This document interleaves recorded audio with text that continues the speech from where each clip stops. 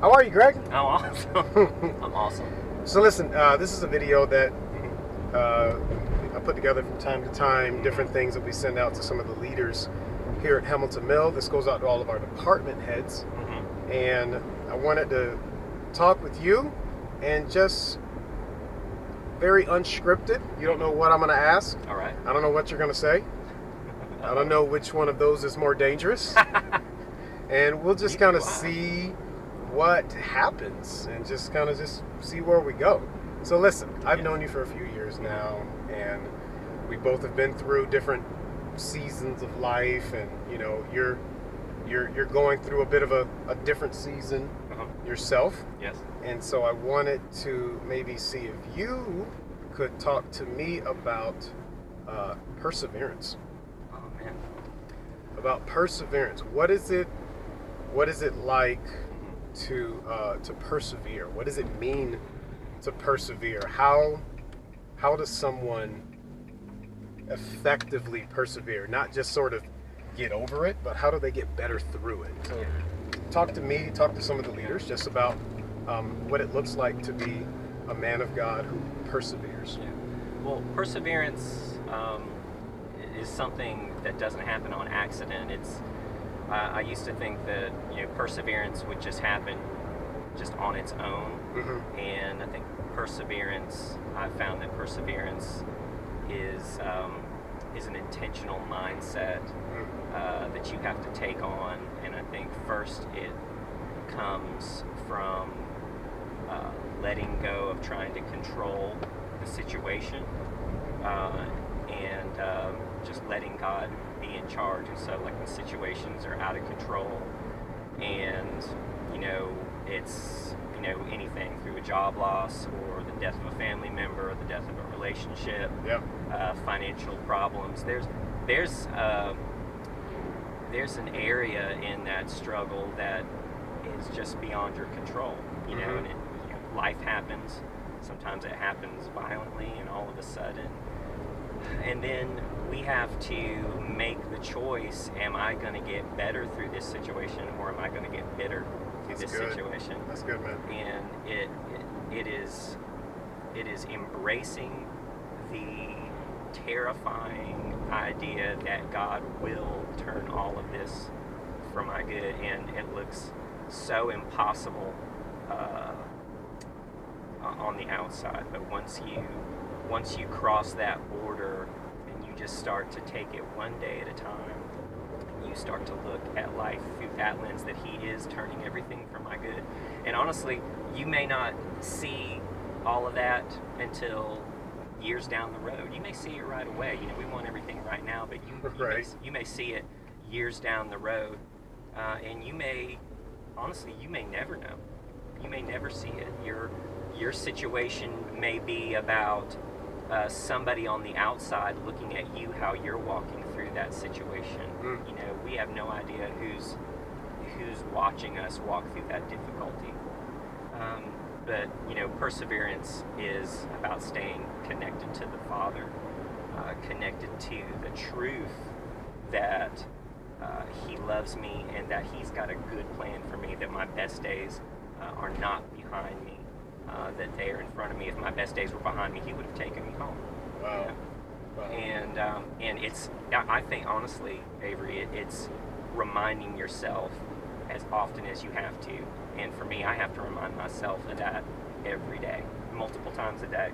And that's not weakness. That's leaning on the Father. That says when we wait on the Lord, we'll get new strength. We'll rise. We'll rise like eagles. We'll run and not grow weary. We'll walk and not faint.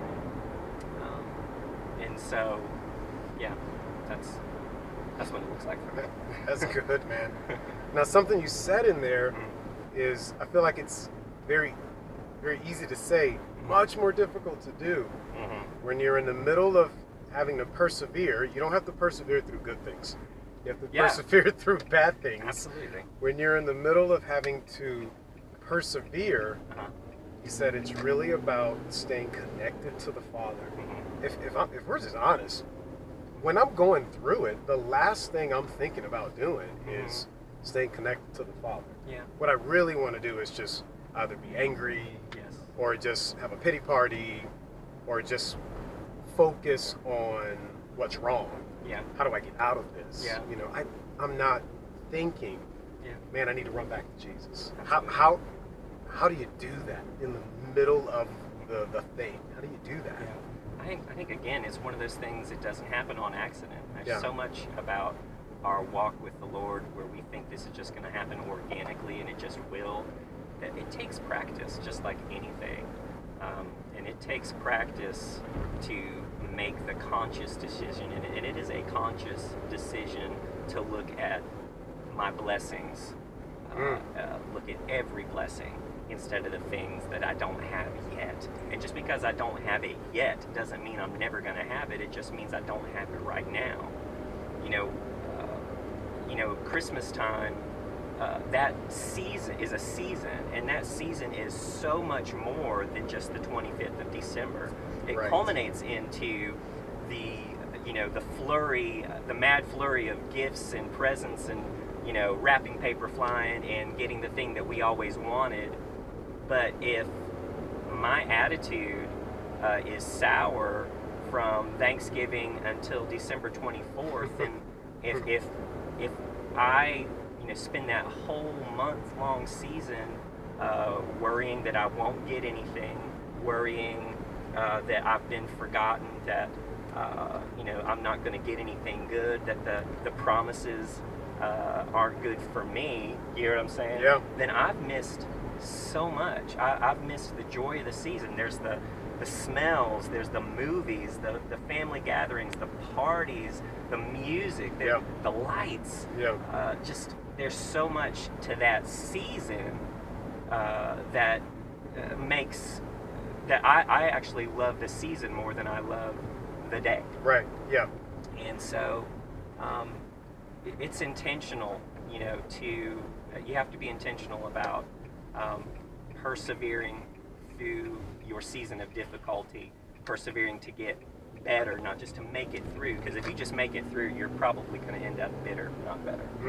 And so I don't want to miss the beauty of this season. There is tons of beauty that is available for me, and sometimes it's in the simplest things, just like Christmas lights. There's a beautiful day today. I'm hanging out with friends. I'm working at the church that I love. Yeah. I've got a beautiful family. Our bills are paid. Life is good. Yeah. I could embrace that and thank the Lord for that, and then see the beauty in this season.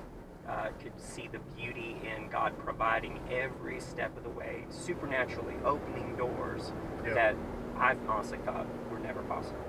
That's or, good. or I can look at the things that I've lost, and I have lost things. Yeah. I can look at the things that I don't have, and there are things I don't have yet. Yeah. And I believe, actively believe, and believing is active. It's not just I'm hoping. I'm actively believing that God has got my dreams come true on the horizon. I'm approaching every day, every moment. This is it. This is the moment. This Yeah. could be the moment. And if today comes and goes and all my dreams haven't come true yet, I don't hang my head and cry. I say, today was a beautiful day. Wow. And tomorrow is the day. I approach every moment, every day. This is the day. This is the day. This is the day. I hope that we can all learn to approach, perseverance with that Yeah, attitude, because it's not pie in the sky. It's really just trusting Jesus. absolutely. Absolutely. Thanks for talking with this man. My pleasure. And to all the leaders that are watching, hopefully something that Greggory has said, that the Holy Spirit has said through you, helps you to lead like Jesus. Thanks, everyone. See you next time.